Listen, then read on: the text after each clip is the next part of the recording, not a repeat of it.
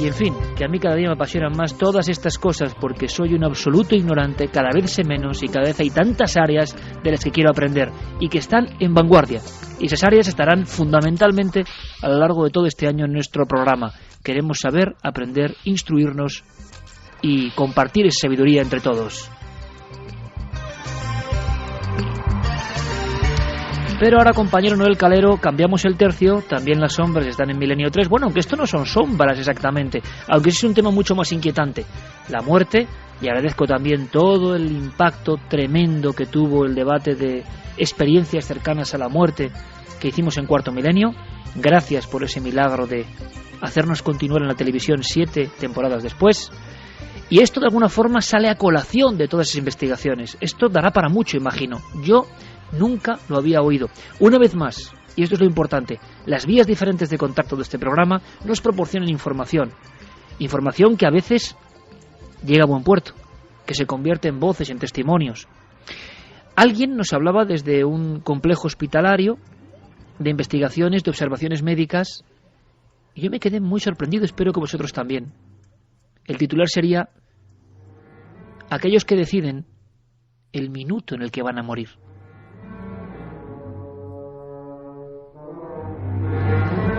Y fijaos que de hospitales hemos hablado mucho, a todos los niveles. Desde el hospital abandonado, donde parece que hay ecos de otras historias. ¿Veis? Esos son temas, no voy a decir más sencillos, sí, desde luego, más espectaculares, que calan en todo el mundo, pero que al final se quedan en un limbo. Pueden ser interpretaciones, sugestiones o algo de verdad. Son como destellos en el fondo de otra realidad. Hospitales también para hablar de extrañas experiencias con moribundos, por ejemplo. Muchas enfermeras, mucho personal de noche en hospitales, a los que mandamos un fortísimo abrazo ahora mismo, que ven cómo se pulsa la luz de una habitación, llegan allí y es una habitación vacía, que no hay nadie, pero han llamado desde ella. Recientemente, minutos antes, había muerto una persona. El mundo del hospital es un mundo donde hay un archivo paralelo siempre, un archivo que solo se cuenta entre pasillos, entre profesionales, un mundo al que no accede el común de los mortales, al que no accedemos. Y esto es como otra piedra, como otro peldaño. Carlos Largo, compañero, tienes tú toda la información y has hablado con la protagonista de esta historia, sorprendente como pocas. Pues nuestra amiga se llama Covadonga Iker, es médico de familia y trabaja actualmente en la UBI, en el servicio 061 de la provincia de Almería. Ella, como comprenderás, ha visto fallecer a mucha gente en los hospitales en los que ha trabajado. También nos ha dado a conocer su punto de vista sobre la muerte, esa muerte de la que hablabas y que, bueno, pues en ocasiones vemos como algo traumático. Ella opina que es algo totalmente normal y que es un estado o un paso en el que incluso las personas que fallecen se les llevan a terminar los dolores justo en los momentos previos en el que se marchan y que incluso llegan a sonreír. O sea que hay una muerte plácida, hay toda una ritualística, Carlos, toda una historia, toda una serie de escritos, pero lo que no había era testimonios, digamos, muy recientes, ¿no?, de observación por parte de un médico, por parte de alguien de ese mundo cerrado. Por fortuna, muchas veces la persona parece que va pues hacia esa luz, o hacia esa conciencia, o hacia ese apagarse el interruptor, cada uno que ponga lo que quiera, pero que va en paz, por muchos que sean los dolores, la angustia, el desapego que existe con todo lo material. Hemos recibido a lo largo de los tiempos muchísimos testimonios de personas que sienten cómo les envuelve una gran paz, una gran sensación de armonía. Pero claro, esta mujer nos trae casos concretos. Uh-huh. Ejemplos, por ejemplo, como el del hospital de Galdácano, en el que trabajaba hace unos años, en Vizcaya. Estaba haciendo una guardia y de repente pues ingresa un hombre bastante mayor, estaba agonizando, estaba muy enfermo, muy cercano a la muerte, y le monitorizan. Este hombre tenía 6 o 7 hijos, tal y como nos comenta, y es el primer caso que ella nos ha hablado de un hombre que eligió el momento exacto en el que quería morir. Entonces lo ingresamos, o estaba ahí en observación, en urgencias, monitorizado, y este hombre tenía bastantes hijos, no sé ahora mismo si decirte si eran 6 o 7 hijos. El caso es que el hombre entró agonizando casi al borde de la muerte, que pensamos que nos iba a dejar en cualquier minuto de eso, según entró por la puerta de urgencias. Y cuál fue nuestra sorpresa cuando pasaban las horas y el hombre seguía allí aferrado a la vida, vamos, con uñas y dientes, monitorizados con un latido débil y a 30 latidos por minuto y respirando hasta que entró el último de sus hijos. Ya cuando estaba él rodeado por todos sus hijos, es cuando el hombre ya tranquilo, ya pues definitivamente falleció. La sensación, Carlos, de que había cierto control o cierta incluso influencia sobre el fenómeno de la muerte que nos parece siempre inexorable, repentino, incontrolable, ¿no? Y esta mujer, imagino que a raíz de esos casos en Galdácano empieza a prestar una atención especial a sucesos parecidos y empieza a anotarlos, a registrarlos, y claro, su archivo nos deja boquiabiertos ahora mismo, ¿no? Uh-huh. Nuevamente en Almería, que es la ciudad en la que actualmente trabaja, se encuentra un caso sorprendente. Una mujer de unos 90 años de edad pues fallece a raíz de un permiso, digamos, llamémoslo así, que le dan los hijos. En este caso Covadonga recibe un aviso domiciliario, se acerca a la casa de esta anciana, era maestra, como decimos, tenía unos 6 o 7 hijos también nuevamente, y ella pues dialoga con la familia. La paciente en este caso no había fallecido todavía, y son unas palabras del hijo mayor las que le permiten marcharse de este mundo. Lo escuchamos. Con sondas, con pañales, le habían dado de alta 9 meses antes en el hospital y pensaba que iba a fallecer en 2-3 días. Con esa sorpresa que la mujer pues pasaban los días, pasaban los meses. Entonces yo les dije, ¿le han dado permiso a esta mujer para dejar el mundo este? Y me miró toda la familia con una cara como diciendo, a mí, pensando, esta mujer por mí debe estar loca, o dice unas cosas como no un poco raras. Pero bueno, insistí tanto que el mayor de sus hijos allí, que estaba en el domicilio, pues me hizo caso. Fue donde su madre y le dijo algo así como, mamá, no te preocupes, que te puedes ir, yo me voy a hacer cargo, no te preocupes, que yo voy a cuidar de todos tus nietos, de tus hijos, de mis hermanos, así que te puedes ir tranquila. Y no llegó ni a 20 minutos, la mujer también falleció.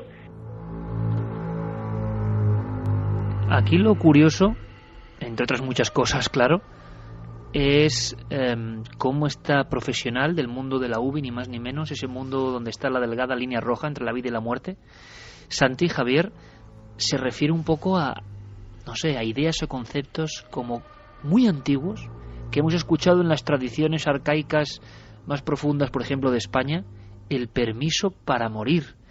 Esto, viniendo del ámbito médico, implica la permanencia, ¿no?, de muchas creencias poderosísimas que influyen hasta en ese momento cumbre.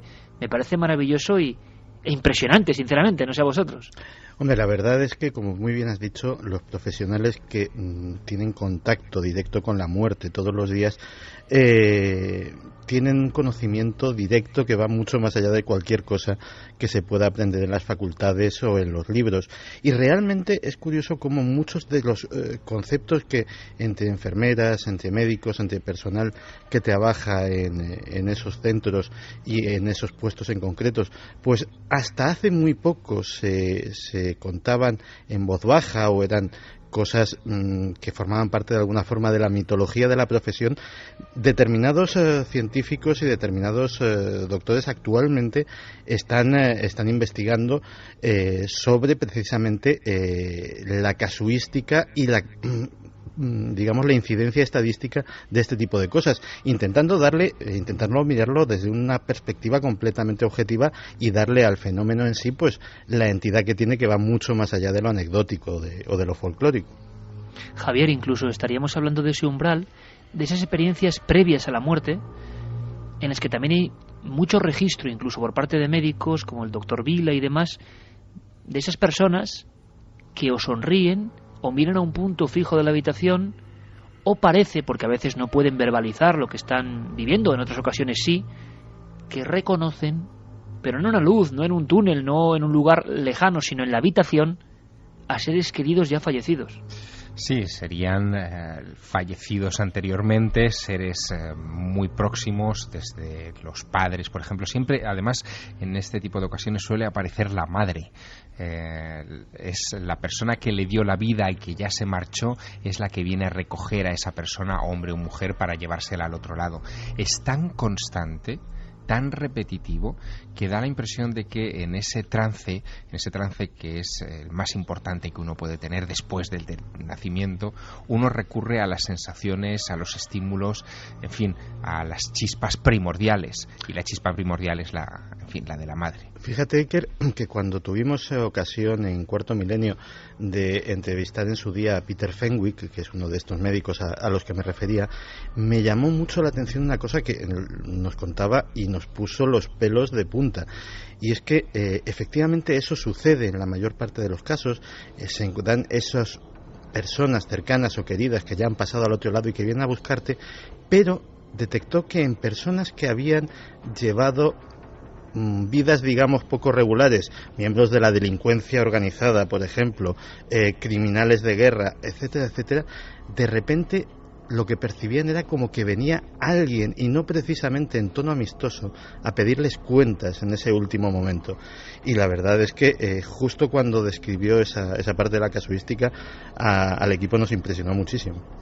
Pero esta mujer de la UBI, que ha recorrido varios hospitales, que ha observado atentamente y que no tiene miedo a contarlo, tiene más casos para nosotros, Carlos.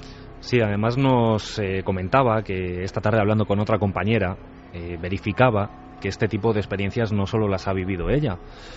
Nos relataba una historia de un hombre de mediana edad que precisamente comentaba en vida que moriría justo después de que casara a sus tres hijas. Pues una vez más, fruto de la casuística, este hombre fallecía cuando su tercera hija se casaba. Y de hecho, la imagen que, bueno, pues me ha puesto los pelos de punta es que el aviso domiciliario les llega cuando la hija tiene el vestido de novia recién puesto. También vamos a conocer otra historia, Iker, que conoció en primera mano Covadonga. Se trata de una mujer de unos 70 años. Nuevamente es un aviso domiciliario el que le llega a nuestra amiga.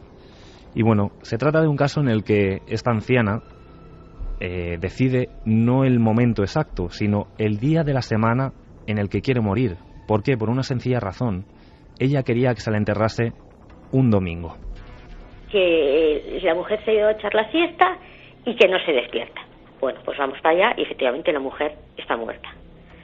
Y entonces nos comenta, esto fue un sábado 3:30, 4 de la tarde, y nos comenta la hija, dice: fíjense que el sábado pasado se echó la siesta y como pues durmió más tiempo de lo habitual, la mujer se despertó el sábado anterior diciendo: uy, qué tarde se me ha hecho, dejaré lo de morirme para el sábado que viene. Y entonces cuando nos dijo esto el familiar, nos quedamos todos como atónitos, pues la mujer se quería ser enterrada en domingo, entonces su afán era morirse en sábado a una hora apropiada para poder ser enterrada en domingo y que no se le haga muy tarde porque entonces se le entierra el lunes. Claro, el sábado anterior la afirmación de su madre le había parecido algo así como, bueno, cosas de señoras mayores, bueno, el sábado que viene me voy a morir. Bueno, pues efectivamente, al sábado siguiente falleció. ¿Se puede de alguna forma controlar la muerte? ¿Se puede decidir en ese umbral en qué parte de la frontera quedarnos? Parece increíble, ¿no? Me gustaría mucho, Carlos, recopilar de cara al final del programa también cuestiones de nuestros oyentes sobre esto, si conocen más casos o si les parece un simple cúmulo de casualidades. Sea lo que sea, lo interesante es que de ese círculo cerrado casi nunca sale nada. Y yo aplaudo enormemente a las personas que se atreven a salirse del redil y a contar historias que quedan siempre eso, en esos cenáculos, ¿no? Somos público con ganas de aprender y queremos saber. De todo lo que nos ha contado Covadonga, creo que hay algo, Carlos, que ya tiene tintes antropológicos, que tiene tintes ritualísticos y que se entremezcla con, bueno, muerte, UBI, cableados, enfermedad, o sea, cosas modernas, ¿no? Y de repente, en mitad de todo eso, surge con una fuerza, como un magma primigenio, el rito, la fuerza del rito y el material del rito. Uh-huh. No digamos de qué material se trata, porque creo que la historia es de verdad no sé, de novela, pero real, y parece que relativamente habitual. Pues simplemente daremos el nombre de un hospital, el Hospital del Poniente, en El Ejido, Almería. Ahí hay una creencia, como tú decías, que actualmente se sigue utilizando.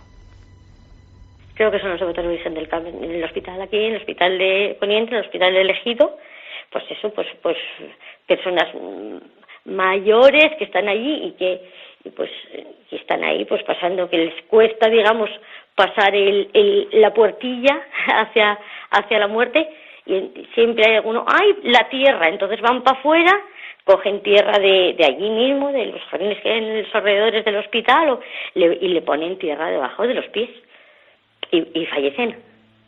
Dicen, para que mueran tranquilas las personas, venga, vamos a ponerles tierra. Y mueren con la tierra bajo los pies. Estoy absolutamente seguro, compañeros, de que nuestro amigo José Luis Cardero, el antropólogo, tendría mucho que decir, porque es como si en ese mundo frío, hospitalario, aséptico, alejado de la madre tierra, en el fondo todo tiene que ver, ¿eh? Javier hablaba del arquetipo de la madre, de la diosa madre, de alguna forma, de la diosa de la fecundidad, apareciéndose casi siempre en estas experiencias próximas a la muerte. Pero es que lo de la tierra es como un bucle, ¿no? Es como si en algo que ni siquiera racionalizamos, en algo subterráneo, en lo más profundo de las capas de cebolla de nuestro cerebro, de alguna forma, estuviese ahí pulsante. Tocar la tierra parece, para algunos será una tontería, pero no creo que lo sea, ¿verdad, compañeros? No lo es volver de nuevo a la esencia, el suelo, la tierra, en fin, eso que nos ha acompañado a lo largo de toda la vida. En el momento de despedirnos de ella, de dar el paso hacia la puertita, como decía nuestra amiga, se convierte en una necesidad vital, en algo fundamental. Por eso hay que respetar ese tipo de creencias. Yo aplaudo que en este hospital, en fin, permitan a esos pacientes llevarse ese pedacito de tierra hasta la cama de su hospital. En otros lugares quizá más deshumanizados o más racionales, entre comillas, quizá no lo permitirían, y lo que están haciendo es darles el permiso para una muerte feliz, que creo que es importante. Pues una vez más, compañero Carlos Largo, pues ponemos hoy una pica en Flandes, abrimos un surco, un conocimiento que no teníamos, una historia que ocurre en España, y quiero agradecer enormemente a Covadonga Herrera su participación, que nos cuenten más cosas, y si algunos amigos del ámbito de la medicina se atreven a más, pues más aprenderemos todos, sabremos de esos ámbitos misteriosos. Vamos a ir enseguida, ya con la actualidad digital. Qué contraste, ¿eh? La tierra en los pies para la buena muerte, y ahora lo digital. Así es este programa. Por cierto, que hablando de lo digital, quiero agradecer a todo el público que no solo ha hecho del podcast de Cuarto Milenio un acontecimiento, mañana por supuesto nos veremos, sino un abrazo a todos los amigos. Quiero hacerlo públicamente además, que hacen la página de Mi Tele, que es la plataforma de Mediaset de todos los programas. Quiero mandar un abrazo a quienes hacen esa página, quienes seleccionan las cosas, y gracias por supuesto a los usuarios que hacen de Cuarto Milenio el contenido más descargado y más visto de toda esa plataforma. Por lo menos de momento, lo agradecemos enormemente. Gracias por esa vida digital que también nos dais. Gracias de todo corazón y para todo el mundo. Por eso, como homenaje, las noticias con nuestro cronista de píxeles, Diego Marañón. Milenio Red. Toda la información digital del mundo del misterio. Un equipo de arqueólogos españoles, dirigidos por el investigador del Consejo Superior de Investigaciones Científicas, José Manuel Galán, viajaron el pasado lunes a Egipto para continuar con el proyecto Yehuti. En la 11ª campaña, que ahora comienza, las excavaciones explorarán el área de las tumbas de Yehuti y Eri, dos altos dignatarios de la corte egipcia. Me gustaría recordar a los oyentes que tenemos una página web, que es www.excavacionegipto.com, desde la cual nos pueden seguir en un diario online. Pueden seguir nuestros descubrimientos y actividades en casi tiempo real. En efecto, los trabajos podrán seguirse a diario en la página web del proyecto, que se actualizará desde Luxor. El diario de excavación describirá con texto y fotografías las tareas y descubrimientos que se vayan realizando para que los navegantes puedan seguir en tiempo real cómo se desarrollan los avances. Asimismo, la página incluye un vídeo sobre las tareas acometidas en la campaña del año pasado. En la sección Visita las tumbas, un viaje virtual alrededor de la tumba de Yehuti permite ver la complejidad de los monumentos funerarios.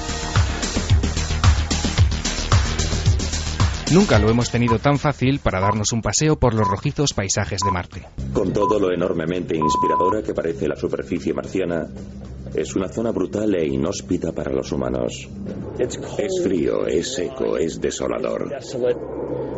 La NASA sigue sorprendiendo con sus aplicaciones para dispositivos móviles y lanza Mars Images, una aplicación que envía fotografías de Marte directamente a smartphones. Esta novedad, totalmente gratuita, se nutre de los archivos de los diversos rovers que se encuentran repartidos por el planeta rojo.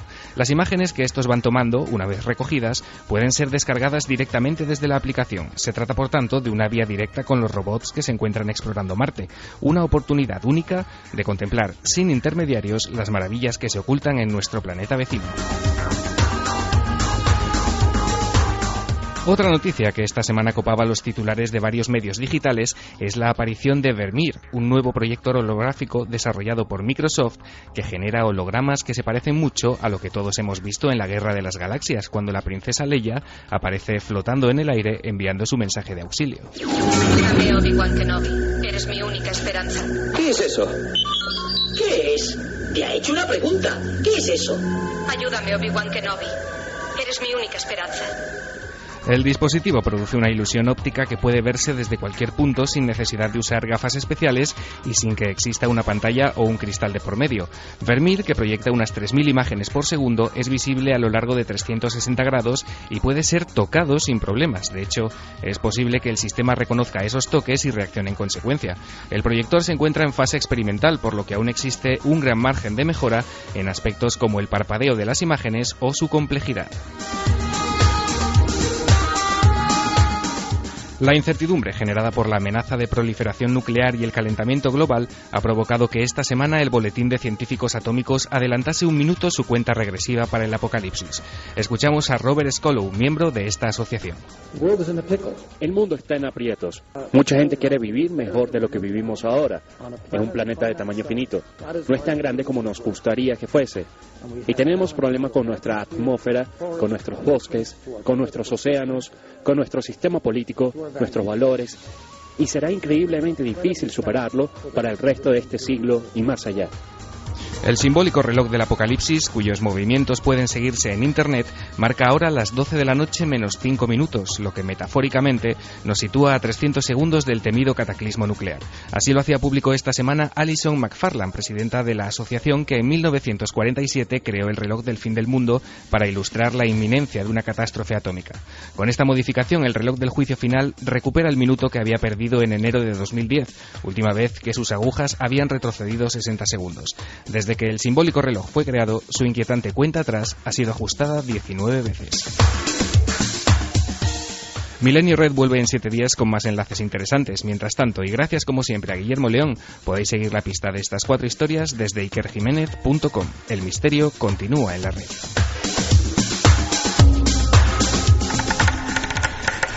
Milenio 3. Detrás del misterio. En busca de una respuesta. Cadena SER. Evidentemente, es una selección de cosas y uno a veces se pregunta qué está pasando de verdad de fondo. Estamos en la cultura de lo hiper rápido, hiper resumido, hiper flash. Queremos siempre nuevas cosas. Nos hemos olvidado de lo que se dijo ayer. De alguna forma, incluso el sistema de los muros de Facebook o de cosas parecidas tienen esa rapidez para lo bueno y también para el absoluto olvido y la descontextualización. La sección de Santiago Camacho de Conspiraciones es un clásico desde el 2002, desde el inicio, hace una década, parece mentira, de Milenio 3, precisamente porque intenta hacer lo que pocas personas hacen, ahondar en conceptos, hilar tramas y quizá aproximarse a una verdad convulsa, porque parece que está ocurriendo algo en torno a lo nuclear, evidentemente, y Santi tiene más datos que es difícil escuchar en otro lugar. Santi, todo tuyo.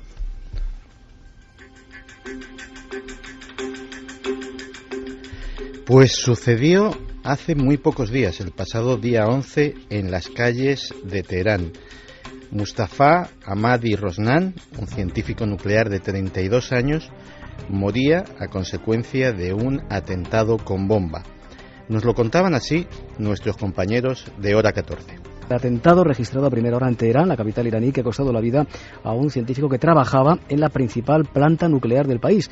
Se sabe poco más sobre lo que ha pasado, solo que el gobierno de Irán acusa a Israel y que no ha respondido. El científico y profesor universitario Mustafa Ahmadi Rosan, de 32 años, falleció al estallar la bomba dosada en su vehículo por un individuo que viajaba en una motocicleta. Rosan era uno de los responsables de la planta nuclear de Natanz, la mayor de Irán, situada en el centro del país. Esta no es la primera vez que científicos vinculados al programa nuclear iraní han sido objetos de atentados. Hace justo 2 años fue asesinado otro conocido científico nuclear. El organismo iraní de la energía atómica acaba de señalar mediante un comunicado que su camino nuclear es irreversible a pesar de la presión internacional.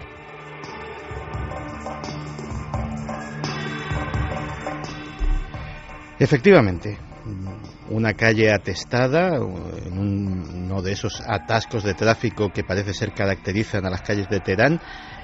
Rosan estaba allí con su coche y de repente se acerca una moto que para a su lado, le adosa en la misma puerta del conductor lo que parece un imán de gran tamaño, sale corriendo y apenas 2 segundos después ese artefacto estalla y se lleva la vida del científico.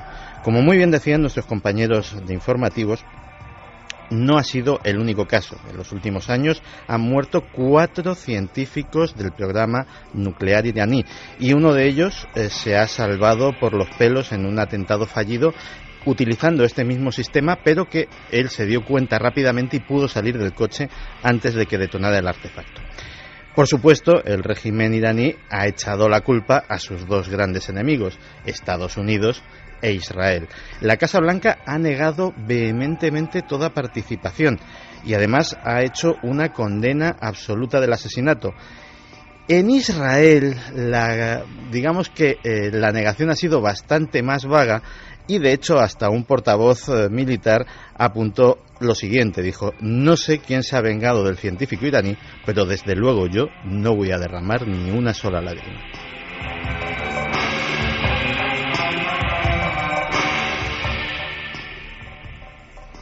Lo realmente curioso, y de hecho en algún momento ampliaremos este tema, es que la profesión de científico, no solamente en Irán, se ha convertido en los últimos años en algo de alto riesgo. En los últimos 10 años han muerto decenas, y repito, decenas, y no estoy exagerando la cifra, de científicos de determinados campos: microbiología, armamento químico, armamento biológico, guerra psicológica, tecnología nuclear, prácticamente en todos los países: Rusia, Estados Unidos, Reino Unido, Australia.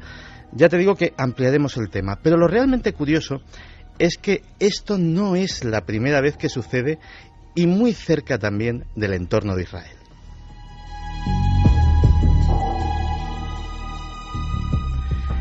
Tendríamos que trasladarnos a finales de la década de los 50, cuando el presidente Nasser, también en pendencias con el Estado israelí, contrata a un personaje realmente fascinante, Otto Skorzeny, al que muchos atribuyen la paternidad de la red Odessa para salvar a los antiguos SS y colocarlos en diferentes países del mundo bajo identidades falsas, con un doble cometido.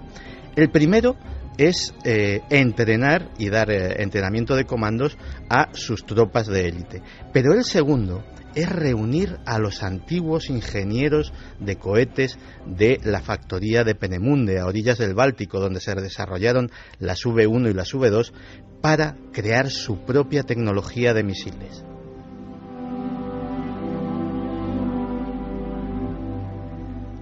Así, en un lugar secreto de Egipto se crea la Factoría 333, un sitio donde se reúnen las que fueron algunas de las mejores mentes en el campo de la aeronáutica, de los cohetes, de los misiles, de la Alemania nazi, reunidos, traídos prácticamente de todas partes del mundo por este hombre que había contribuido precisamente a que se fugaran y a que no cayeran en manos de los rusos o de los americanos, que se los estaban lógicamente rifando para que contribuyeran a sus respectivos programas espaciales y de armamento.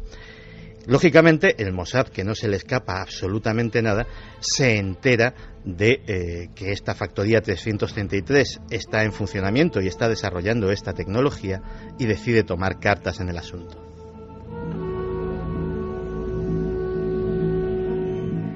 Entre todos sus agentes, escogen a Wolfgang Lotz.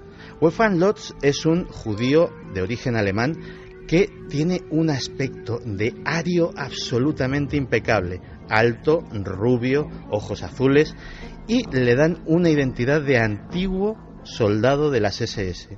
Lo consiguen dotar de documentos falsos, de una vida absolutamente impecable, le hacen entrevistarse con decenas de supervivientes de campos de concentración para que sepa detalles íntimos de cómo funcionaban los establecimientos, anécdotas, etcétera, etcétera, para que tuviera temas de conversación, y se infiltra en los ambientes de los alemanes.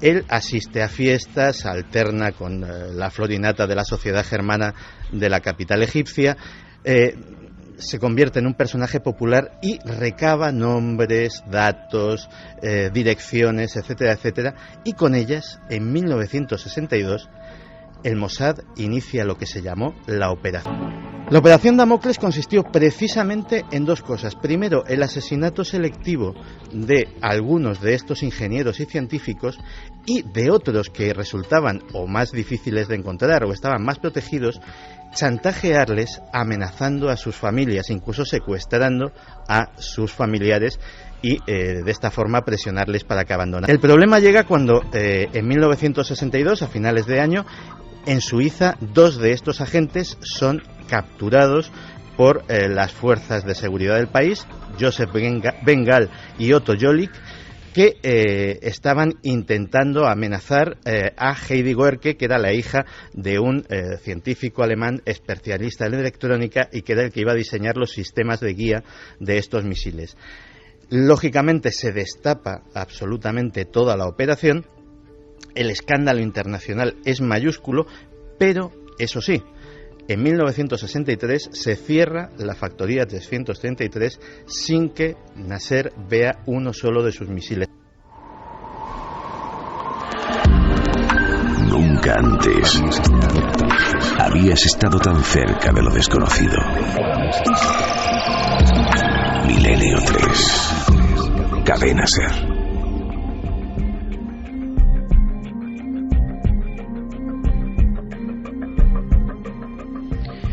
Lo dice como sentencia y muy bien Santiago Camacho.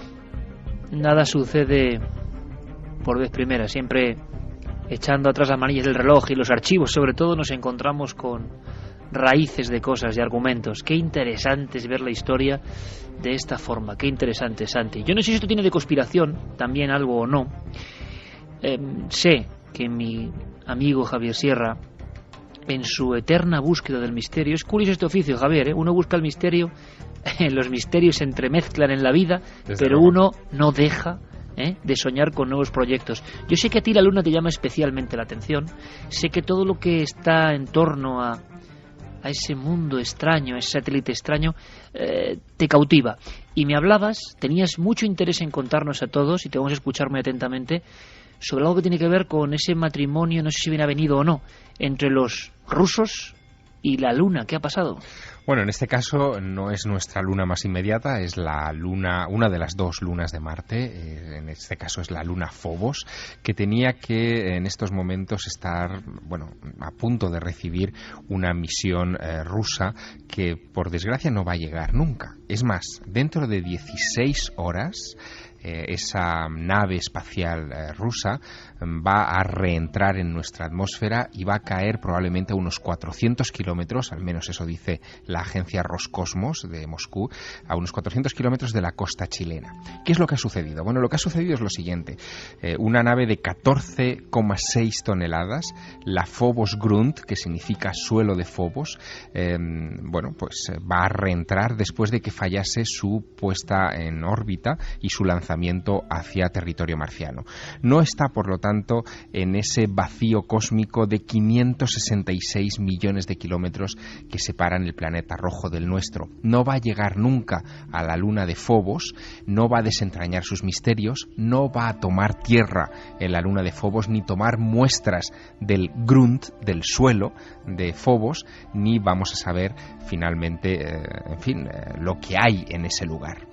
Los rusos llevan años obsesionados con la luna de Phobos, y esto es muy llamativo porque sus homónimos americanos y ahora los nuevos partícipes en la carrera espacial, que son los chinos, no parecen especialmente interesados en una luna pequeña, deforme, que tiene un comportamiento singular, eso sí, dentro del sistema solar, puesto que su órbita es mucho más veloz que la de cualquier otro cuerpo celeste conocido en nuestro vecindario cósmico. Pero los rusos se obsesionaron con ello ya en los años 50. Uno de los padres del programa espacial soviético, Joseph Losky, se fijó en esa luna y apostó que probablemente las características de su forma y de su velocidad en torno al planeta rojo se debían a que se trataba de un cuerpo hueco, por lo tanto artificial, y por lo tanto quizá una nave extraterrestre a la deriva que merecería la pena investigar. Esto parece ciencia ficción, Iker, pero a los rusos les ha motivado mucho.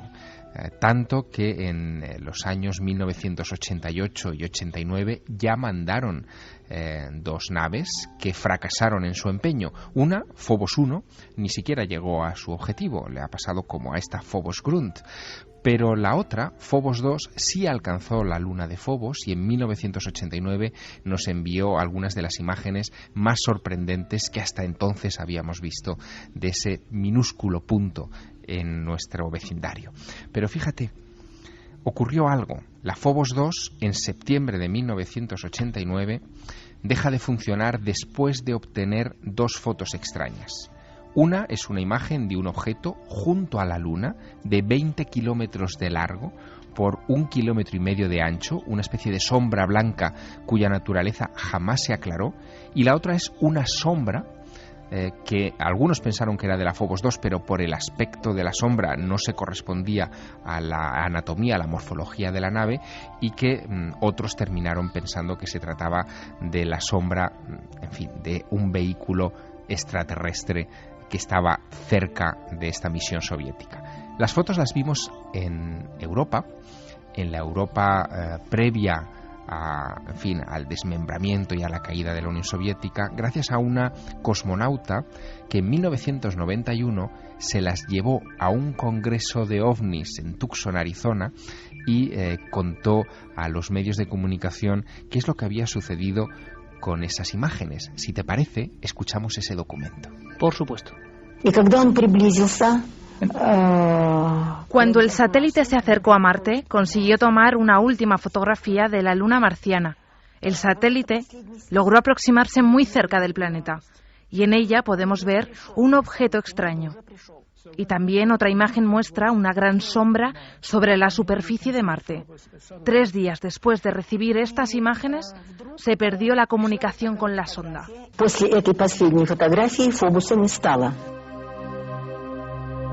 Parece, Javier, de película de ciencia ficción espacial, y estoy recordando, quizá me equivoque, pero no es Phobos y Deimos, no son Phobos y Deimos los que tienen esa leyenda de nombre impuesto por una extraña sincronicidad a través de los viajes de Gulliver, si no recuerdo mal, de Jonathan Swift. Así es. Es una historia apasionante que tiene que ver con Phobos y Deimos, espanto y terror. Exactamente, son los 2 nombres que se les dieron a estas lunas de Marte y que no se descubrieron hasta fecha relativamente reciente, pero en los viajes de Gulliver ya se describe la existencia de estos 2 satélites e incluso su rotación. En fin, Jonathan Swift, el autor de este libro, tenía alguna clase de información privilegiada que ninguno de sus contemporáneos poseía y que volcó en clave de ficción en esta obra. Es un misterio más a añadir, porque fíjate que este asunto de las Phobos y especialmente de la Phobos Grunt, que por desgracia ha fallado en su misión y que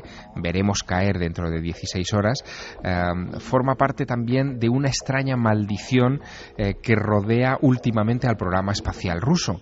Tanto es así que, fíjate, en los últimos 4 meses son 3 las naves que están reentrando en la atmósfera. Una es una americana, la WARS, que entró en nuestra atmósfera en septiembre, otra en octubre, que fue un satélite alemán, el Rosat, pero en el cómputo soviético la cosa es mucho peor. En el 2011 la agencia Roscosmos ya ha hecho públicos los datos de que de 32 lanzamientos, 5 han fracasado, entre ellos este de la Phobos Grunt. Algunos hablan de sabotaje. De hecho, el director del programa espacial ruso piensa que por influencia exterior están teniendo todos estos problemas. Ahora bien, ¿quién está detrás de estos sabotajes? ¿Y por qué, curiosamente, estos sabotajes o estos fallos, vamos a hablar de estos fallos, que es lo que son sin lugar a dudas, se han cebado especialmente con las naves a Marte? Y una cosa más, Javier, ¿sabemos algo de esas fotografías, de esas imágenes previas a la caída del muro de Berlín, tan de novela del cosmos y de la ciencia ficción? ¿Fueron exageraciones? ¿Sigue su enigma? ¿Nadie dijo nada después de ellas? Bueno, hubo intentos de explicación y se habló de fallos en la telemetría y en el envío de esas imágenes. Se habló de causas naturales, aunque nadie supo explicar qué clase de causas naturales pueden provocar la confusión con un objeto de 20 kilómetros de largo. Pero las fotos son oficiales, son auténticas, no están sometidas a manipulación y el misterio en torno a ellas, desde luego, permanece. Son fotos misteriosas. Pues del misterio en el cosmos, Noel Calero, compañero, rompemos en la recta final y nos marchamos con mensajes de nuestra audiencia. Lucía Antonio nos decía: me pasó con mi abuela, cuando ella estaba ingresada en el hospital estaba yo con ella y de repente vi para la puerta de la habitación como un flash. Vi a mi abuelo con su boina que llevaba muerto 5 años y a las pocas horas mi abuela murió. Cristóbal González nos contaba: buenas madrugadas, enorme programa, felicidades. Yo soy enfermera en un geriátrico y he visto varias veces gente esperando un permiso o esperar a ver a todos sus seres queridos para morirse. Bueno. O sea, personas, Carlos, que inciden en esto, ¿no? En que este rito incomprensible, ilógico, irracional, lo que ustedes quieran, pero existe, se cumple o se cree en él hoy en día. Y no visto por la persona que va a morir, sino por testigos a su alrededor, que eso es importante. Qué temazo. Y que también nos escribían muchos oyentes haciendo mención a nuestro primer dossier, al tema de las diosas madre. Manuel decía: mujer vista como creadora de vida al igual que la naturaleza, creadora de la vida. Docha decía: mujer igual a vida, igual a tierra, igual a naturaleza, igual a renovación constante, igual a reencarnación, igual a vida eterna. José de Cádiz: Dios no es ni hombre ni mujer. Dios es una energía interior que sentimos cuando nos despegamos del mundo. Dios es el concepto de ese sentimiento. Jessica: cuando era pequeña leí algo sobre Lilith. Se la representaba como un vampiro que aparecía en los sueños y se aprovechaba de los hombres. Mi sincera enhorabuena a Iker y a Carmen por esta nueva vida. Pedro de Yecla: para mí Dios no es ni hombre ni mujer, simplemente es una creación de los humanos para buscar explicaciones a lo inexplicable. Perséfone: necesitamos un equilibrio en la dualidad masculina y femenina. José Luis Calero: enhorabuena, Iker, por tu niña y dales un beso a las 3 chicas de tu vida, incluso a tu madre. El sexo de Dios no lo sé, pero siempre he pensado en él como un abuelito, así como un chico. Un abrazo. Pues muchos comentarios, muchas reflexiones y, como siempre, muy interesantes. Cada vida un universo, con su propio criterio. Nosotros no queremos convencer a nadie. Sería el anticoncepto de lo que hacemos. Al revés, lo que sí queremos es desenterrar cosas, porque nos da la sensación de que se vive muy deprisa y hay grandes historias a todos los niveles. Yo repito, incluso no es la historia, incluso no es el tema, es nuestra propia mirada sobre el paisaje de la vida y saber emocionarse con todo ello. Javier Sierra, compañero; Santiago Camacho, compañero; Fermín Agustí, compañero; Carlos, compañero; y Noel Calero. Y Geraint Martínez siempre ahí, por supuesto. Nuestros 2 amigos del mágico sonido. Ha sido un placer hacer este programa con vosotros. Hasta dentro de 7 días. Mucha luz para vosotros, amigos, y que la diosa madre os proteja. También a vosotros. Lo mismo te digo. 3 de la madrugada, 7 minutos. Estamos en Milenio 3 en un día especial. Un día especial, Carlos, que yo creo que además habrá sido notado por nuestros oyentes, que nos habrán dejado alguna felicitación para Iker y para Carmen, ¿no? Bueno, pues una no. Han llegado decenas y decenas y decenas.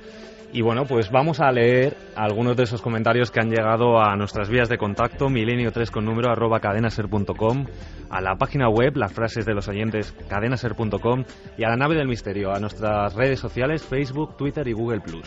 Vamos a leer algunos de ellos, de estos comentarios. Antón nos decía felicidad y alegría, Carmen e Iker. David, por ejemplo, nos decía que la niña os dé toda la felicidad que nos ha dado con tu programa desde la primera noche que os escuché en 2003. Enhorabuena y milenios de felicidades, nos decía Gato al Sol. José Luis García, enhorabuena Iker y Carmen, os deseo lo mejor para los tres. Andrea, enhorabuena Iker y Carmen por vuestra niña, qué hermoso y emocionante lo contado por Iker, me encanta el nombre y me ha hecho recordar cuando di a luz a mi primer pequeño. Salud, amor y felicidad para todos. Javier nos decía, enhorabuena Carmen y Iker, bienvenida Alma. Conozco perfectamente las sensaciones de las que habla Iker, porque hace poco más de un par de meses que nació mi hijo, nuestro primer hijo. Adrián, por ejemplo, nos daba la enhorabuena también por la nueva milenaria, que somos un poquito más numerosos, mucha salud, mucha suerte y un beso muy grande a los papás. Saludos desde Costa Rica, para que veas, Santi, la gran cantidad de mensajes que están llegando y dando la enhorabuena tanto a Iker como a Carmen por la llegada de Alma. Pues no me extraña, porque en el fondo Alma es un poco ahijada de todos. Va a tener muchísimos padrinos milenarios. Y ya tenemos los datos, muy rápido, que antes teníamos esos problemas técnicos. La encuesta, ¿qué esperáis para el 2012? En ikerjiménez.com. El 58,9% dice que será un buen año con evolución y conciencia, y el 41,1% será un mal año con involución y con degradación. Muy poco han variado los resultados. Pues eso es lo que deseamos, que sea un buen año para todos, en especial para Iker Jiménez, para Carmen Porter, para Alma y para todos los que nos estáis escuchando esta noche.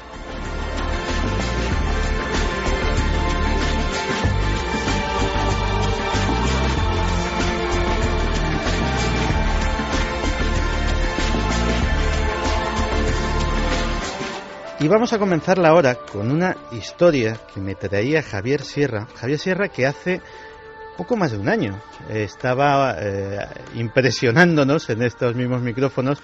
Él estaba muy lejos, estaba pasando muchísimo frío, supongo, haciendo una travesía épica por el Monte Ararat. Y precisamente del Monte Ararat nos traes una historia que a mí personalmente me parece digna de la mejor película de acción y misterio de Hollywood. Pues lo es, y la traigo a colación a raíz de una noticia con la que despedíamos 2011 y que amenaza con convertirse en algo tan cíclico como las muertes de animales en Bibi, en Arkansas, que mencionábamos hace un rato. Y es el descubrimiento o el anuncio del descubrimiento del Arca de Noé en, digamos, la cumbre del Monte Ararat. Otra vez. El último descubrimiento se hizo público hace exactamente un mes, el 9 de diciembre del año pasado, cuando Daniel McGivern, que es el presidente de Shamrock de Trinity Corporation, que es una organización religiosa, en realidad, que busca pruebas de que el Génesis es un libro de historia y no un texto religioso, anunciaba que gracias a la utilización de un radar de suelo, de un GPR, habían podido encontrar en un glaciar de 90 metros de grosor a 5.059 metros de altura en esa cumbre que tiene 5.165, un tablón de madera que se encuentra a unos 7 metros de profundidad, de unas dimensiones muy considerables. Sería una especie de viga de 37 metros y medio de largo. Un señor tablón. Sí, por 7,5 más o menos de ancho, es decir, un tablón o un conglomerado muy notable, y que según Daniel McGivern, pues no es sino un resto evidente del Arca de Noé petrificado dentro de ese glaciar. Lo curioso es que esta no es una historia nueva. Daniel McGivern ya había hecho ese tipo de declaraciones y había anunciado parte de ese descubrimiento en su propia página web, que se titula Noah's Ark Found, en el año 2009, es decir, que ya lleva un tiempo dándole vueltas a este asunto, y se suma a una serie de historias muy recurrentes en torno a este tema que yo investigué en su momento bastante de cerca cuando tuve que escribir El Ángel Perdido, pero que me han servido reunido en estas horas para rescatar unas declaraciones que todavía no había compartido con nuestros milenarios. Las declaraciones me las hizo un oficial retirado, un sargento mayor del ejército de los Estados Unidos, con una hoja de servicio de 28 años, que se llama Robert Dean. Robert Dean se hizo muy famoso en los años 90, principios de los 90, cuando él dijo que mientras trabajaba para la OTAN, en una misión a la que le destinaron en Europa, él descubrió que existía un nivel de accesibilidad a los secretos oficiales que era una etiqueta llamada Cosmic Top Secret, que estaba por encima del Top Secret, ¿no? Cosmic Top Secret. Cosmic Top Secret. Y en torno a ese Cosmic Top Secret se habían guardado los grandes arcanos de la humanidad, desde la visita de extraterrestres, el accidente de Roswell y, por supuesto, también la búsqueda del Arca de Noé. Y en ese contexto me cuenta algo que parece el resumen perfecto de una película de acción norteamericana, pero me gustaría que lo escucháramos de su propia voz. Pues vamos a escuchar a Robert Dean. El Ararat es territorio turco, los turcos son nuestros aliados, pero los turcos no saben nada sobre esto, y nosotros no les hemos dicho nada ni pedido ningún permiso. Enviamos un equipo de la Marina al Ararat sin su conocimiento, y ese equipo de SEALs estuvo allí durante 10 días. Los llevaron con helicóptero y los lanzaron en paracaídas en su interior, a unos 4.000 metros de altitud. Los helicópteros normalmente no vuelan tan alto, pero nosotros tenemos helicópteros que lo hacen. La gente no lo sabe, pero tenemos helicópteros que alcanzan los 5.000. Así que situamos al equipo de marines y se trajeron consigo lo que describieron como artefactos anómalos.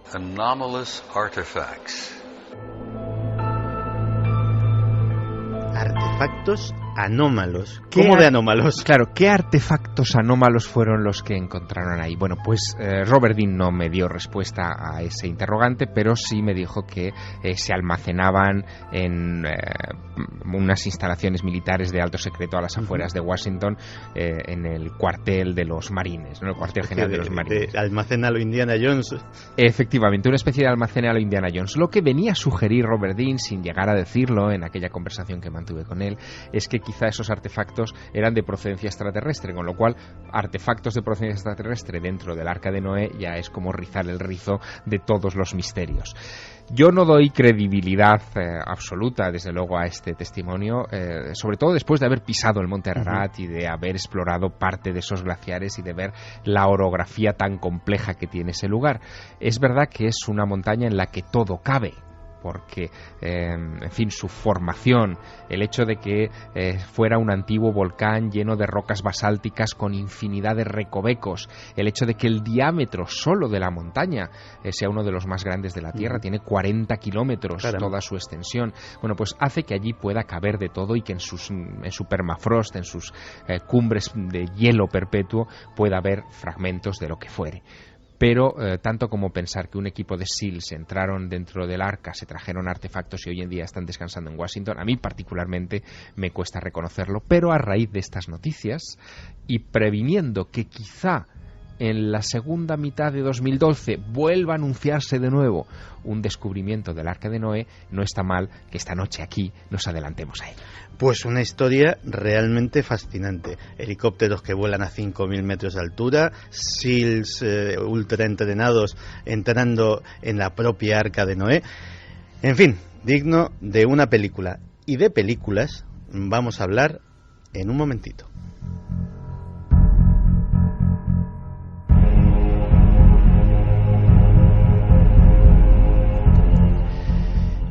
Porque hace un rato en la redacción Javier Pérez Campos me enseñaba unos documentos antiguos, unos pliegos de cordel que tenían un titular realmente sugerente. ¿Qué decía el título?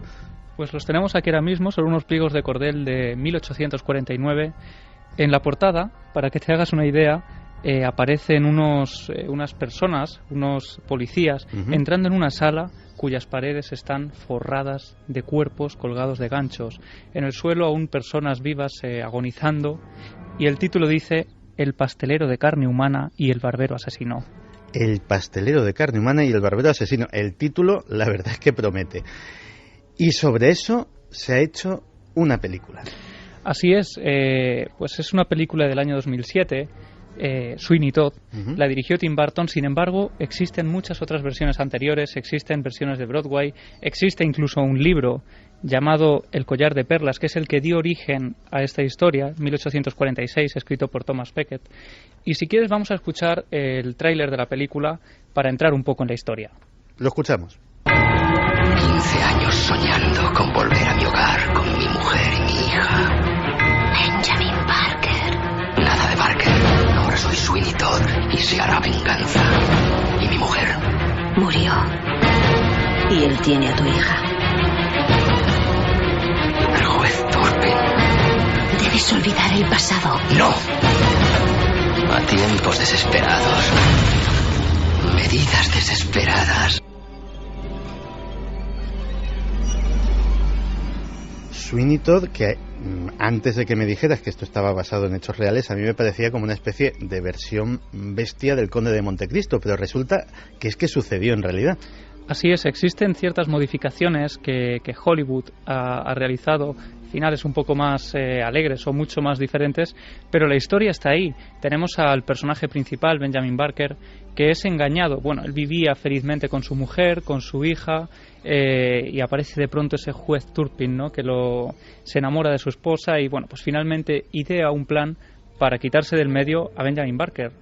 Lo acusa de ciertos crímenes que él no comete, lo expulsa de Londres durante 15 años y lo que no esperan es que Benjamin Barker regresaría después. Regresaría con un estilo totalmente diferente, nadie lo conocía y llega de alguna forma buscando venganza. Llega después de haber vivido esos años tan difíciles, condenado a esos trabajos forzados.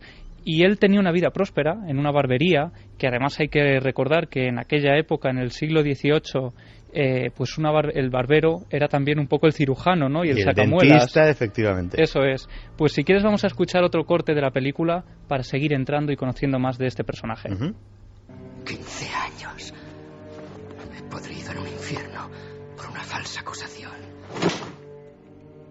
15 años soñando con volver junto a mi mujer y mi hija. Parece que los años no han sido amables con usted, señor Barker. No. Nada de Barker. Ese hombre ha muerto. Ahora soy Todd. Sweeney Todd. Y se hará venganza.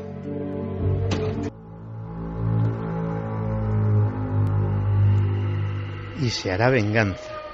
Y Así además es. hay otra voz, hay una persona, un cómplice. Eso es, esa es la cómplice de Sweeney Todd, que es ni más ni menos que su vecina de abajo, la señora Lovett. Porque cuando Sweeney Todd llega a su barbería en la calle Fleet, que estaba en un segundo piso, descubre que en el primer piso han abierto una nueva tienda, una tienda de pasteles, en la que, bueno, pues él empieza a tener un contacto casi diario con esta mujer, su negocio no es muy próspero, y finalmente, pues entre los dos acaban ideando la forma de vengarse. Fíjate, Santi, lo primero que hace es cambiarse el nombre a Sweeney Todd para que nadie lo conozca, para que nadie sepa quién es, realquila esa tienda en la segunda planta, además abre esa barbería y ocurre que día tras día su furia va incrementándose hasta que llega a matar a la primera persona. A partir de ahí empieza a cometer una serie de crímenes no solo con las personas que tuvieron que ver en la decisión del juez Turpin, sino prácticamente en todas las que van entrando a su barbería, hasta llegar a acabar con la vida de 160 personas, ni más ni menos. 160 personas. Y el problema es qué hacemos con los cuerpos y cómo una persona llega a matar a 160 personas sin que nadie se dé cuenta de que algo extraño está ocurriendo. Pues ahí entra en juego la vecina de abajo, la señora Lovett, que pues pensaba, ¿qué es lo que hacemos con estos cuerpos? Pues vamos a trocearlos, y ya que la carne estaba muy cara en esa época, decide... Casi un artículo de lujo, efectivamente. Sí, pues ella decide aprovechar esos crímenes que está haciendo el barbero de arriba para dar un nuevo sabor a sus pasteles.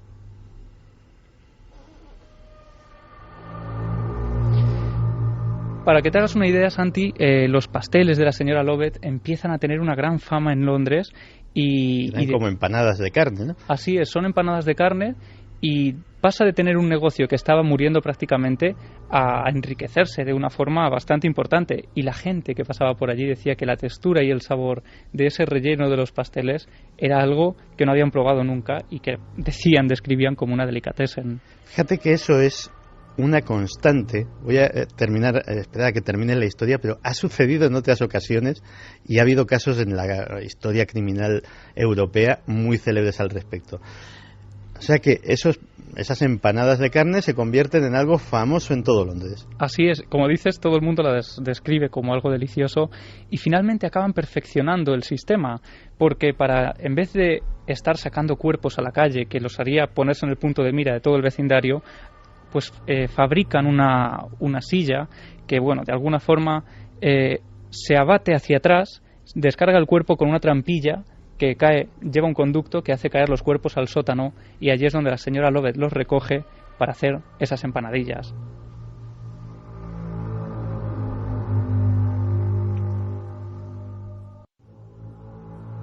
Verá, me han llegado quejas debido al hedor de su chimenea. Dicen que de noche es realmente nauseabundo. El respeto a las normas sanitarias y el bienestar público es responsabilidad mía, así que me temo que debo echar un vistazo a su horno. Por supuesto. Pero antes, ¿por qué no sube a afeitarse? Hoy invito yo.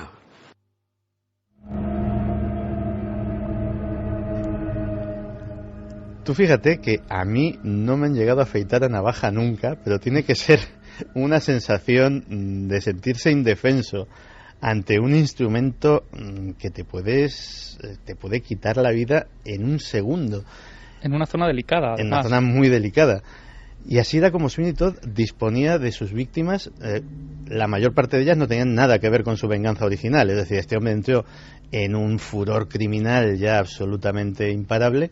Y supongo que el beneficio comercial que le sacaban a esos cadáveres influiría bastante también. Claro, él garantizaba de alguna forma el afeitado más apurado, y es una de las bromas, ¿no?, que se hacían. Uh-huh. Pero es que de hecho estamos escuchando todas estas historias y vemos cómo de repente los vecinos empiezan a notar un hedor muy extraño, muy desagradable por las noches.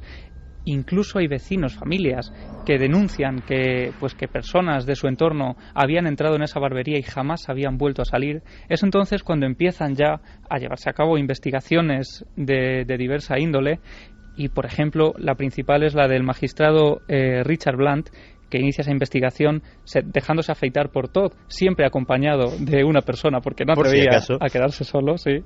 Y bueno, hasta que en 1801 se hace un registro y se encuentran huesos, ropas y relojes de oro en la cueva, en el sótano de esa casa, es decir, que también se quedaban con las pertenencias de los cuerpos. Finalmente, Lovett confiesa y se suicida tomando veneno, y Sweeney Todd es ahorcado en un mes de enero como este de 1802 a la edad de 46 años, y entregan su cuerpo al Real Colegio de Cirujanos de Londres.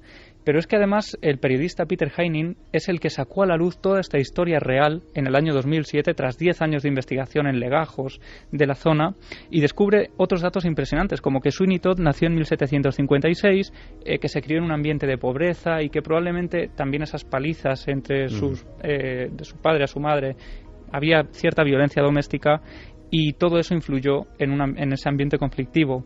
Además, ofrece datos como que la barbería se encontraba en el 186 de la calle Fleet. Esto ha dado lugar a auténticas peregrinaciones de personas que ya no solo hacen la ruta de Jack el Destripador, también hacen la ruta de Sweeney Todd. El turismo morboso de Londres, que los que conocemos bien esa ciudad, pues también lo conocemos. Así es, y además ofrece también datos como que la barbería, para mostrar detalles como que Sweeney Todd era a su vez cirujano de alguna forma y sacamuelas, pues tenía esas bolsitas de sangre coagulada en su puerta, en su ventana, y también algunas muelas que había sacado algunos de sus pacientes.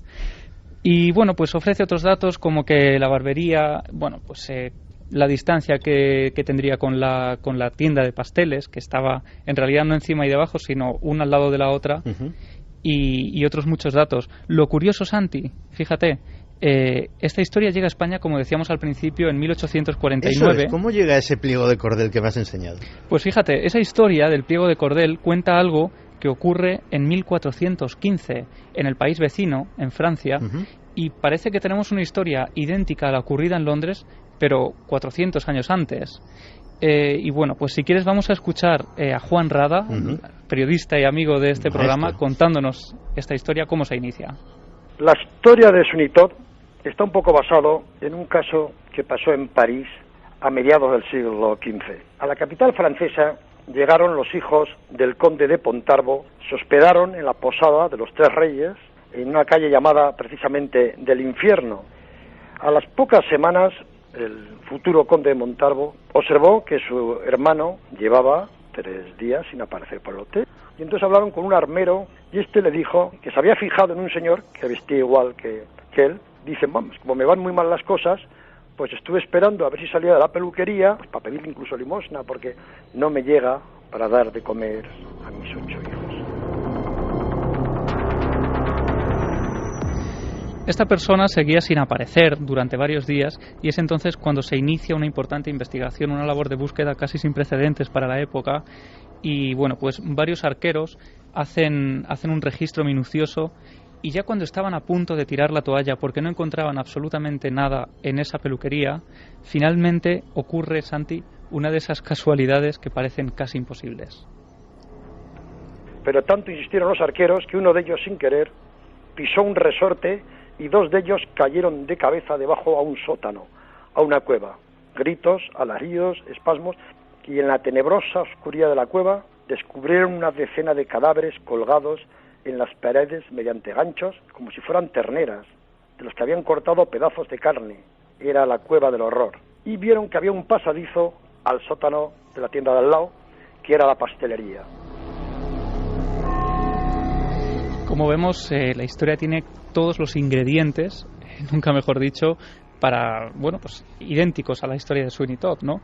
Estas personas, estos 2 hombres, se llevaban un 50% de los beneficios que obtenían al robar las pertenencias de los cuerpos y el pastelero se llevaba la carne, que por cierto, además, la clientela más selecta, que era la que acudía allí, decía también que el sabor de esa carne era pues una delicia, ¿no?, para el paladar. Y bueno, pues cuando los cuerpos se pudrían, además los lanzaban al Sena y nadie los encontraba. Aquella historia tuvo una gran repercusión. Bueno, finalmente fueron atrapados y se les fueron ejecutados, por supuesto, estas personas. Y vamos a escuchar de nuevo a Juan Rada, contándonos la repercusión de este caso. Fue una historia tenebrosa porque todo París, o la élite de París, acudía a esta pastelería, consumía esos dulces, todo el mundo conocía al pastelero, muchos también acudían a esa peluquería, y entonces cuando se dieron cuenta de que aquello era la cueva del horror, pues causó un impacto impresionante.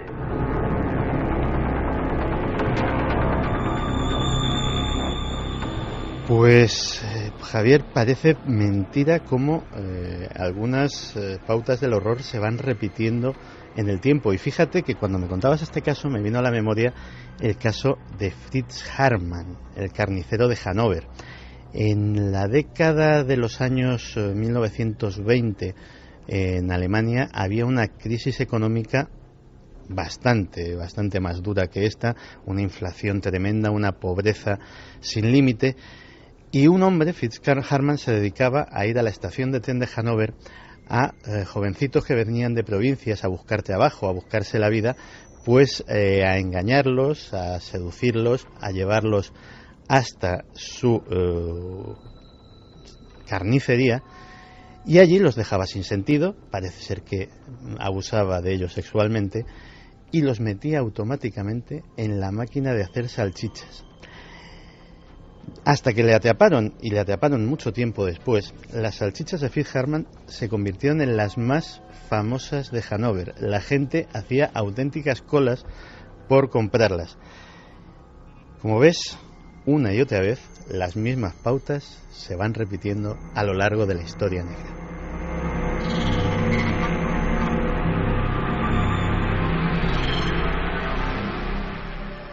Y bueno, historias sucedieron entonces y historias suceden ahora. ¿Y dónde suceden las mayores historias en la actualidad? Pues en el ciberespacio. Y nos las trae ¿quién? Diego Marañón, Milenio Red. Milenio Red, toda la información digital del mundo del misterio. Empezamos el año en Milenio Red con un titular que asusta. Los ordenadores ya están escribiendo artículos periodísticos. Cierto es que la comprensión del lenguaje está avanzando mucho, pero esta semana hemos conocido una novedad que va más allá. Hablamos de pura y dura generación de lenguaje. 2 empresas estadounidenses han empezado a escribir noticias cortas por ordenador. De momento son resúmenes deportivos de 1 o 2 párrafos. El software recoge datos como, por ejemplo, estadísticas deportivas, informes financieros de empresas y construcción y venta de viviendas, y los convierte en artículos. Con los años, las posibilidades que Arthur Clarke escribió en su día y que se convirtieron en imágenes gracias a Stanley Kubrick están mucho más cerca de lo que parece. Tengo todavía el mayor entusiasmo y la máxima confianza en la misión, y quiero ayudarlos. Científicos de la biblioteca Lawrence Berkeley han logrado reproducir grabaciones inéditas que habían permanecido archivadas durante más de 125 años utilizando un escáner óptico 3D. Las voces grabadas en el estudio Volta de Alexander Graham Bell se registraron en su momento para tratar de mejorar la calidad del fonógrafo que había inventado recientemente Thomas Edison. Esta es la voz de Graham Bell, uno de los padres del teléfono.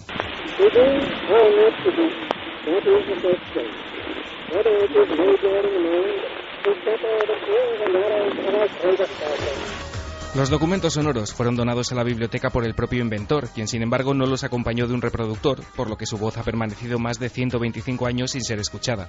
Usando un sistema llamado Irene 3D que permite escanear cualquier tipo de grabación sin entrar en contacto físicamente con el soporte, los científicos y un grupo de restauradores han logrado reproducir las grabaciones por primera vez sin dañarlas.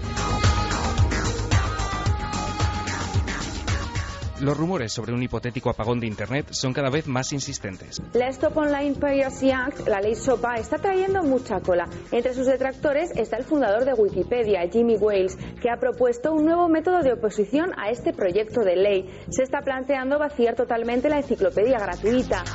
En efecto, fue Wikipedia quien comenzó a promover la idea de una huelga, o apagón como lo llaman los medios, contra la ley SOPA.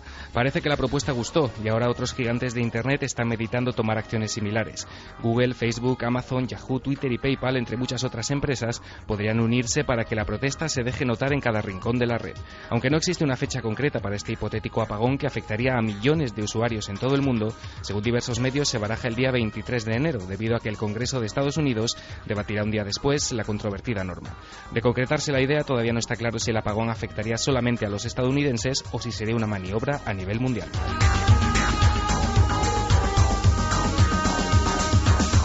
Y ha sido uno de los temas más comentados en la red durante las Navidades. Un misterioso soldado gigante, cuya altura rondaría los 2 metros y 40 centímetros, presenció el funeral del líder norcoreano Kim Jong-il, acaparando la atención mundial, en un país cuya estatura media es menor al 1,70 m. La prensa estaba allí para registrar cada momento, incluyendo esta llamativa foto. Twitter entró en ebullición cuando apareció la imagen que muestra lo que parece ser un soldado gigante, sobresaliendo del resto de la muchedumbre. La ya célebre imagen fue tomada por la agencia de noticias Associated Press y en ella se aprecia un numeroso grupo de soldados atendiendo las exequias del líder. Lo curioso es ver cómo un auténtico coloso humano sobresale en la fotografía. Algunos medios internacionales suponen que se trata de un jugador de baloncesto de aquel país. Otros diarios creen que la imagen ha sido retocada con el objetivo de aparentar que las fuerzas armadas norcoreanas son más numerosas de lo que en realidad son. Sea como sea, estamos ante la auténtica serpiente navideña en lo que al misterio cibernético se refiere. Aquí lo dejamos. Si queréis profundizar más en estas historias, nuestro compañero Guillermo León os facilitará los enlaces necesarios para ello. Nosotros nos escuchamos de nuevo dentro de 7 días, porque el misterio nunca se detiene y porque el misterio continúa en la red. Milenio 3. Detrás del misterio. En busca de una respuesta. Cadena SER. Pues los que no hayan tenido ocasión de ver la fotografía, que efectivamente consulten la página web, porque esto del soldado gigante en el funeral de Kim Jong-il es realmente impresionante y está dado lugar a teorías conspiranoicas que hablan de experimentos genéticos para crear supersoldados en Corea del Norte. En fin, la imaginación echa a volar. Mañana, en Cuarto Milenio, vamos a tener un debate. No sé si tan intenso y tan vehemente como el que acabamos de presenciar en esta mesa, pero vamos a tener un debate muy interesante sobre experiencias cercanas a la muerte, sobre las ECMs. En ese debate se tratarán todos los aspectos del tema, algunos inéditos y muy interesantes, y a raíz de ello, Carlos Largo me ha contado una historia que me ha dejado pues muy sorprendido con un tema que yo conozco, o creo que conozco relativamente bien, como es ese de las experiencias cercanas a la muerte, y sin embargo me he encontrado con un testimonio de una persona que es un hombre de ciencia, un hombre racional, que su vida y su trabajo se mueven en los parámetros absolutamente cartesianos y científicos, y que sin embargo, por su peripecia personal, pues ha protagonizado no uno, sino varios de estos hechos. Y con él ha estado, y con él ha hablado, y con él ha compartido su vivencia. Carlos Largo, cuéntame. Pues Santi, la verdad es que este encuentro con esta persona fue fortuito, fue a raíz de un reportaje pues para Cuarto Milenio. Uh-huh. Y bueno, pues empezamos a hablar acerca que no tiene nada que ver con experiencias cercanas a la muerte. Efectivamente, nuestro invitado es licenciado en Ciencias Químicas y asesor medioambiental. Uh-huh. Es una persona de mucha reputación y bueno, pues que hablando con él, pues un día me confiesa que él desde pequeño ha convivido con la muerte. Uh-huh. Desde muy pequeño ha estado en contacto con este tipo de encuentros y como bien decías, no solo ha tenido una experiencia, sino hasta una decena, tal y como él me relataba. Sí, sí. Desde la edad muy temprana, por ejemplo, desde el primer año de edad, uh-huh. Su madre le comenta ya que estuvo en varias ocasiones a punto de morir. Todo esto parte de un simple hecho. La familia había tenido una muerte muy marcada, que era la muerte del hermano mayor. Uh-huh. A raíz de ahí, a nuestro invitado, que se llama Amador Barambio, pues empiezan a ocurrir una serie de cosas, enfermedades, que le hacen permanecer en casa durante prácticamente 6 años. 6 años en una cama, en su habitación, enclaustrado. Digamos como una especie de niño burbuja, uh-huh. que como él decía, pues no había descubierto todavía el mundo. Pero si te parece, vamos a dejar que sea él mismo, Amador Barambio, licenciado en Ciencias Químicas, repito, que cuente cómo fueron sus primeros años de vida y su relación con la muerte. Yo calculo que ella nunca me lo dijo, pero al estar con mucha ropa me debí destapar porque tenía calor y cogí una bronquitis. En aquellos tiempos no había los adelantos de antibióticos que hay ahora y se me quedó crónica. Entonces mi infancia transcurrió prácticamente encerrado en mi casa. No tengo recuerdos de juegos en el exterior, a la escuela fui muy tarde, porque del año hasta los 6 años aproximadamente, pues estuve muy enfermo y a punto de morirme como 13 o 14 veces, ¿no? Entonces mis recuerdos son siempre muy muy traumáticos, de ver incluso, recuerdo haber visto un ataúd blanco de pie, y yo estando en una cama y con el médico hablando con mi madre y mi madre llorando, o ver lo que llaman mortaja en los pueblos, es decir, una ropa para un niño para poderlo enterrar, recuerdos de gomas inyectándome suero en mis venas, la pirita del practicante, en fin, fue muy triste, ¿no? Un niño al que le llevan a los pies de la cama su futuro ataúd. O sea, la imagen no puede ser más espeluznante. Y que quizá él mismo no entendía y que comprendió años más tarde cuando sufre la experiencia cercana a la muerte que más le impacta y que más le marca para el resto de su vida. Tenía unos 19 años aproximadamente, estaba en la Universidad de Valencia estudiando Ciencias Químicas y bueno, pues sufre una especie de shock y a partir de ahí empieza a tener una vivencia que bueno, pues como él mismo nos va a contar, a partir de ahí le cambia la concepción sobre la muerte y empieza a investigar y bueno, pues vamos a escucharle. Yo siempre he sangrado mucho por la nariz, no sé si por efecto de las inyecciones antibióticas y demás que me pusieron en aquella época, y sufrí una pérdida de más de medio litro de sangre. Habían llamado ya al médico de urgencias y en ese momento debió darme una especie de shock, una parada cardíaca o algo parecido. Y yo no recuerdo perfectamente toda la situación porque viví lo que viví, pero al mismo tiempo era consciente de lo que pasaba a mi alrededor, yo deducí luego leyendo más tarde que había tenido una salida extracorpórea. Entonces en ese momento lo que viví fue como un personaje que yo no vi pero que sentía a mi lado, que me acompañaba y pasaron mi vida hasta esos 19 años como una especie de fotogramas. Es decir, si lo que había hecho era muy positivo, yo sentía un amor maravilloso, formidable, que me marcó, ¿no? Nunca he sentido un amor así en vida, ¿no? Por el contrario, cuando pasaban otra escena y revivía como otra película, otra parte de mi vida, vivía, por ejemplo, algo que yo había hecho mal. Y entonces sentía un dolor hondísimo, muy profundo y muy desahogador, que el personaje que pudiese estar a mi lado me calmaba, ¿no? Inmediatamente el médico, cuando se me produjo la parada cardiorrespiratoria, entró, me pusieron una inyección de vitamina K, por lo que me comentaron los compañeros y por lo que yo vi, vamos, sé que me llegaron a hacer reanimación cardíaca y volví. Entonces, pero yo creo que fueron realmente no mucho tiempo, porque me imagino si hubiesen quedado trastornos de algún tipo a nivel cerebral, y reviví, y yo recordaba perfectamente toda la escena, o sea, podía decir lo que habían dicho mis compañeros y vi todas esas situaciones, pero no llegué nunca a sobrepasar el túnel.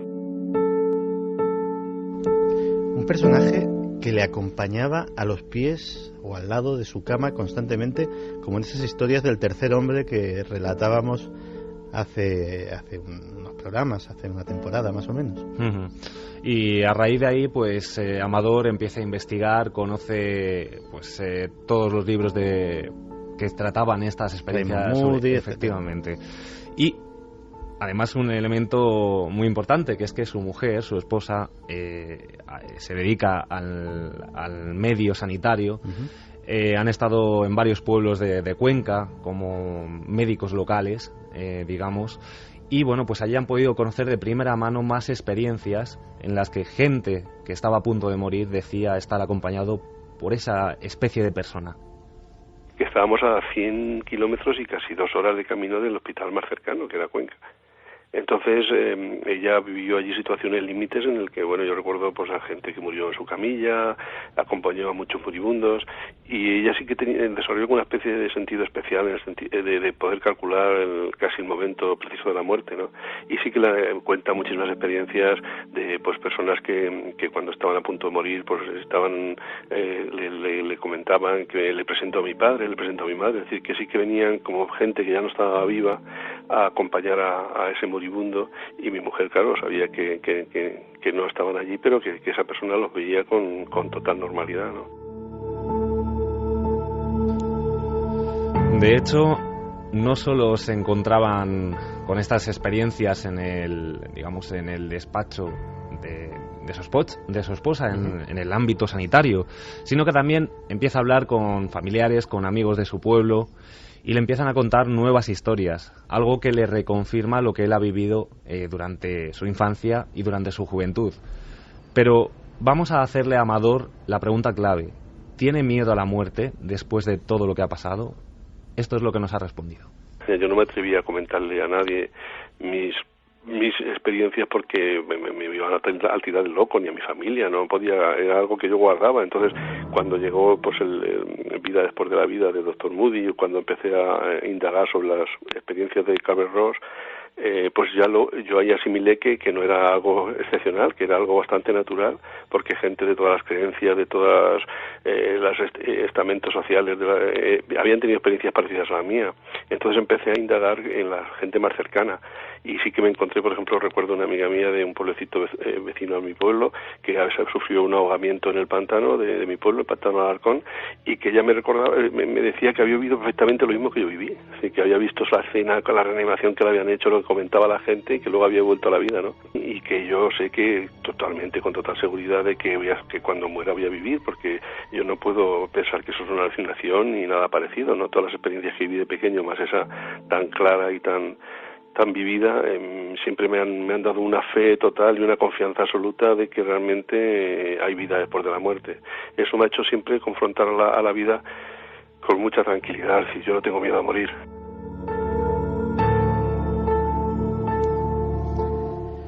Una experiencia común de la que habla poca gente, en la que mucha gente más de la que pensamos la ha tenido, pero muy pocos hablan de ella en alto, y que tiene como punto común que todos los que la han vivido han perdido automáticamente el miedo a la muerte, el miedo a pasar al otro lado, a esa cita desagradable pero ineludible para todos. Mañana, en Cuarto Milenio, experiencias cercanas a la muerte. Os aconsejo que lo veáis porque va a ser un debate con unos invitados y sobre todo con unos datos que van a sorprender a más de uno.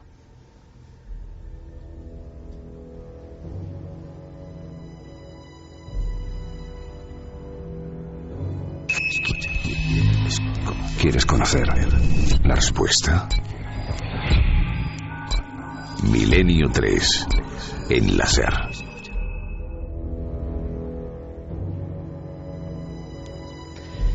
Bueno, Javier, esto se va a acabar dentro de muy poquito, una nochecita intensa, yo la recordaré. Y esperemos que sea también un año intenso, y va a ser un año de libros también. Aquí nos encantan los libros, nos encanta leer, a algunos nos encanta escribirlos. ¿Qué libros crees tú que van a ser los libros que van a pisar fuerte este año? Bueno, es difícil hacer una profecía de esas características porque algunos de ellos no estarán ni escritos todavía. Exacto, y muchos no están en los planes editoriales todavía en este momento, aunque parezca increíble, ¿no?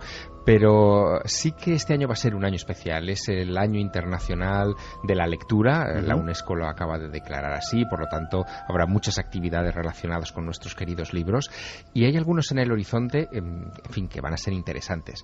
Yo pienso en uno que a ti te va a gustar particularmente. Está siendo un éxito en los Estados Unidos en este momento, todavía no está traducido al español, pero vamos, en breve sin duda lo será. Yo no espero. Es una novela de Stephen King, la última, se titula 22-11-63. 22-11-63 es la fecha del asesinato ¿de quién? De John Fitzgerald Kennedy. Exacto, el 22 de noviembre de 1963. Bueno, la novela de Stephen King que ha escrito es un libro voluminoso donde cuenta las aventuras de un profesor de instituto joven de 35 años que se llama Jack Epping y que de repente descubre que en un restaurante de su pueblo, el dueño del restaurante en el sótano, en los almacenes, ha descubierto que hay un portal para viajar al pasado. Jack Epping se traslada al pasado, a la época del asesinato de Kennedy en Dallas, y trata de impedir que el presidente Kennedy sea abatido por las balas. Ese es el planteamiento de la novela. Mezcla, por supuesto, misterio, en fin, paradojas espaciotemporales, y mezcla, por supuesto, terror y amor, que son los ingredientes que Stephen King siempre ha sabido mezclar muy bien. Magistralmente. Y es una novela que promete y que, bueno, que llegará sin duda en 2012 a las librerías españolas. Conspiración, viajes en el tiempo, el asesinato de Kennedy. Yo personalmente no me la pierdo. Casi, fíjate lo que son las obsesiones culturales. Es una especie, salvando mucho las distancias, de caballo de Troya americano. Los americanos, cuando quieren saltar en el tiempo, yo creo que ese sería el momento ideal que escogerían, posiblemente porque es el momento más traumático de su historia reciente, ¿no? Sin duda hay dos momentos en el inconsciente colectivo de todos los norteamericanos. Uno es el asesinato de JFK y el otro es la llegada de Neil Armstrong a la Luna.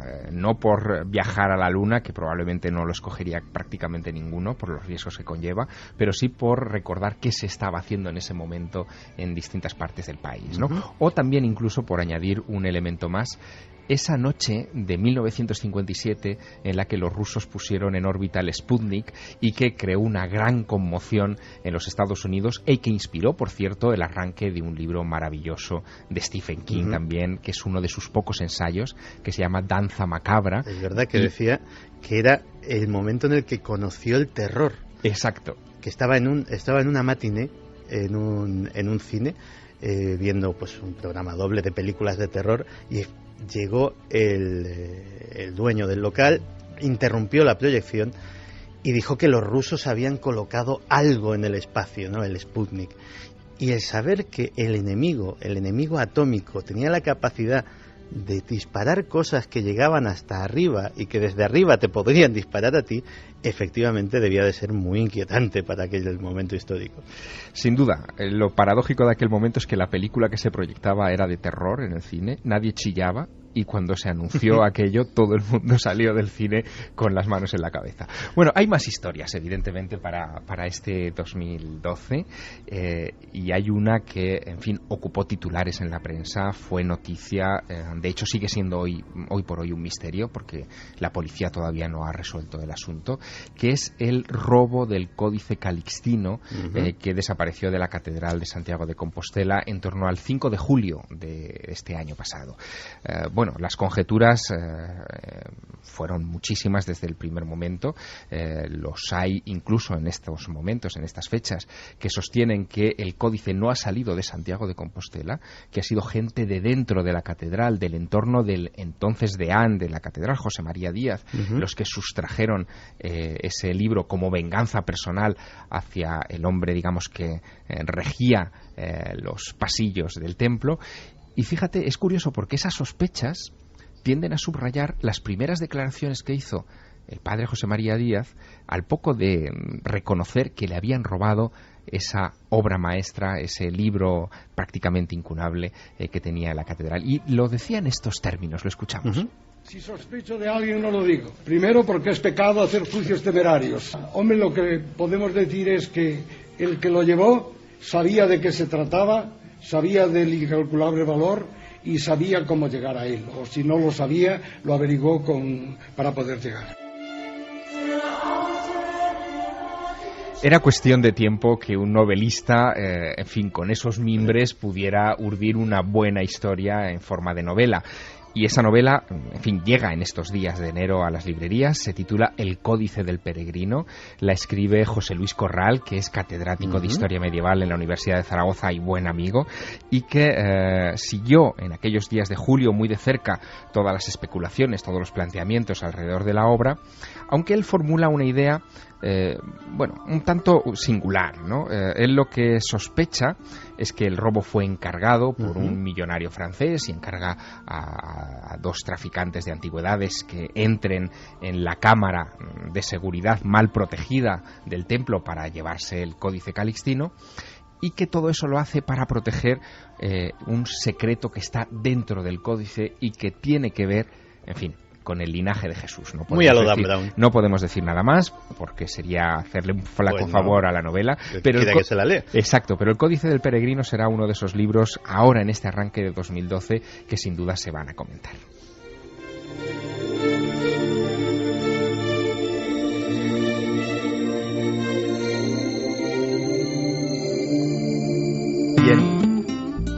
Y en esa lista de libros pendientes, de ensayos y novelas que sin duda leeremos, yo apostaría a que habrá por lo menos una docena de ellos que tendrán que ver con una efeméride importante en este 2012 y de la que nos tendremos que ocupar antes o después. ¿Qué se celebra? Se celebra el centenario del hundimiento del Titanic. Caramba. Hecho que también da para todo tipo de historias. Si estuviera aquí Carmen, lo habría sabido a la primera. Claro, bueno, pues sobre esto sin duda va a haber novelas, va a haber ensayos, va a haber libros sobre la maldición de una momia que iba, por ejemplo, en las bodegas del Titanic y a la que se le atribuyó también ese luctuoso suceso. En fin, habrá sin duda literatura de ese tipo. Y nos esperan varias cosas. Por ejemplo, en un término más cercano a lo que hemos hablado esta noche en el programa, 2012, en fin, lo que nos espera, Sirio, la editorial Sirio va a publicar Tiempo Fractal de Greg Barden, que es uno de los libros que más se han comentado en este tiempo en círculos New Age de los Estados Unidos, donde se comparan los modernos conceptos de la realidad fractal con el antiguo concepto de los ciclos de tiempo, donde todo regresa, todo se repite, lo bueno y lo malo, y esta crisis no sería sino un reflejo de esos ciclos, ¿no? Volvemos a pasar por crisis que ya hemos pasado en la antigüedad. De hecho, dentro de muy poquito vamos a hacer aquí en Milenio 3 un programa haciendo un paralelismo entre los grandes descubrimientos de la física cuántica, de la física, de la astrofísica, y lo que pensaban, lo que intuían, lo que meditaban los místicos, los pensadores orientales, los filósofos antiguos, que no está ni muchísimo menos tan... Y bueno, es un momento, como hemos dicho, un programa extraño, Y un programa en el que, a pesar de que el que os habla pues ha tenido su bautismo de fuego en el micrófono amarillo de la cadena SER, caramba, lo que impresiona el micrófono amarillo, la mesa y el estudio en el que estoy, pues ha sido un programa que, a pesar de las polémicas, a pesar de los barberos asesinos y a pesar de todo, sobre todo tenía como trasfondo alegría, mucha alegría, la que sentimos por nuestros amigos